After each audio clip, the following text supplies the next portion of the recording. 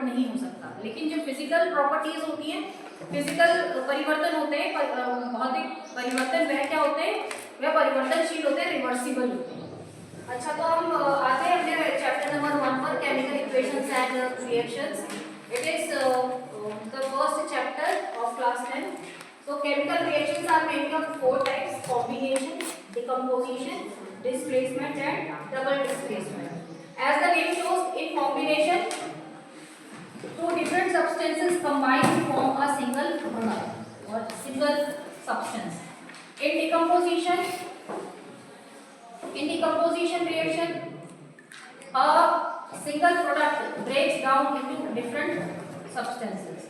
In displacement reaction, more reactive substance will displace the less reactive substance. And in double displacement, the substances will exchange their place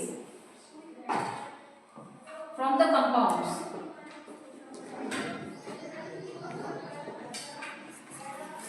So in this way they will change their place.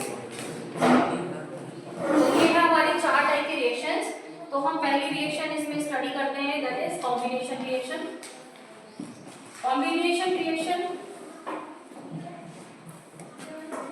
आपकी combination reaction NCERT में start होती है। क्विकलाइन react करता है water से और वो बनाता है स्लेग्ड लाइन।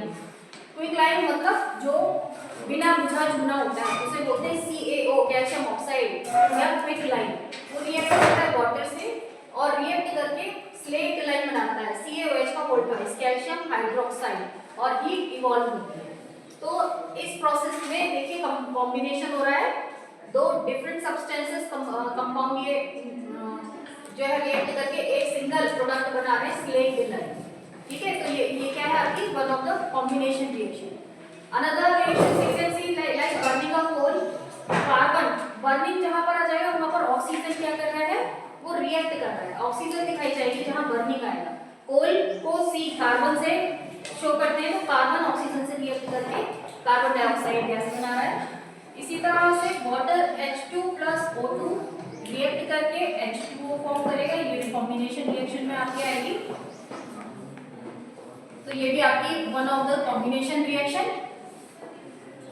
और इसके बाद कुछ एक्सोथर्मिक रिएक्शंस भी आगे चैप्टर में, दैट इज जहां पर हीट रिलीज होती है। एक्सोथर्मिक, एक्सो मतलब रिलीज होना, बाहर रिलीज होना, थर्मिक मतलब हीट, थर्मा मींस हीट। तो एक्सोथर्मिक रिएक्शन में मीथेन ऑक्सीजन से रिएक्ट करके कार्बन डाइऑक्साइड, वाटर और हीट इवॉल्व हो रही है। तो क्या है, हीट रिलीज हो रही है, मतलब एक्सोथर्मिक रिएक्शन। इसी तरह से जो ग्लूकोज है C6H12O6, ये ग्लूकोज है और ये ऑक्सीजन से रिएक्ट कर रहा है, कार्बन डाइऑक्साइड, वाटर और हीट इसमें रिलीज हो। तो ये आपकी कॉम्बिनेशन रिएक्शन है। इसके बाद आपका नेक्स्ट आती है decomposition reaction, second reaction of the book. Decompose मतलब ब्रेक डाउन हो रहा है, जैसे lead nitrate PbNO3, lead nitrate. ये लेड नाइट्रेट है, तो लेड नाइट्रेट को जब हीट किया जाता है तो वो ब्रेक डाउन हो रहा है लेड ऑक्साइड में और नाइट्रस ऑक्साइड में और ऑक्सीजन में। तो आपका इसमें डिकम्पोजिशन रिएक्शन में lead nitrate is broken down into PbO, NO2 and O2। Next ये आपका लेड नाइट्रेट है, जो कि लेड ऑक्साइड में, नाइट्रोजन डाइऑक्साइड में और ऑक्सीजन में ब्रेक डाउन होता है। नेक्स्ट डिकम्पोजिशन रिएक्शन है आपकी सिल्वर क्लोराइड AgCl, वो ब्रेक डाउन हो रहा है Ag और Cl2 में, क्लोरीन गैस की फॉर्म में।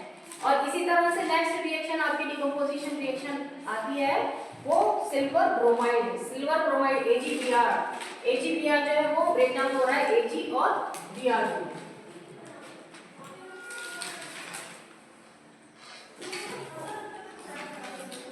इसी तरह से आपकी अब जो है डिस्प्लेसमेंट रिएक्शन आती है। डिस्प्लेसमेंट रिएक्शन में the more reactive metal will displace the less reactive metal. जैसे ये आपका है कॉपर सल्फेट,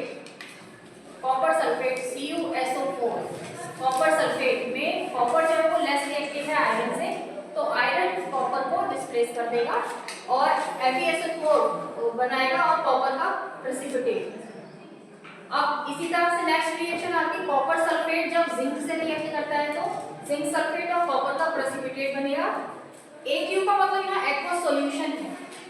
अब कॉपर क्लोराइड क्यूप्रस क्लोराइड जो है वो क्यूप्रस क्लोराइड लेड से रिएक्ट करती है तो लेड क्लोराइड बनता है और कॉपर का प्रेसिपिटेट बनता है। तो इस तरह से आपकी ये जो है 3 रिएक्शंस आपने स्टडी कर ली है। इसमें कॉम्बिनेशन, आपकी डिकम्पोजिशन और डिस्प्लेसमेंट रिएक्शंस। Next reaction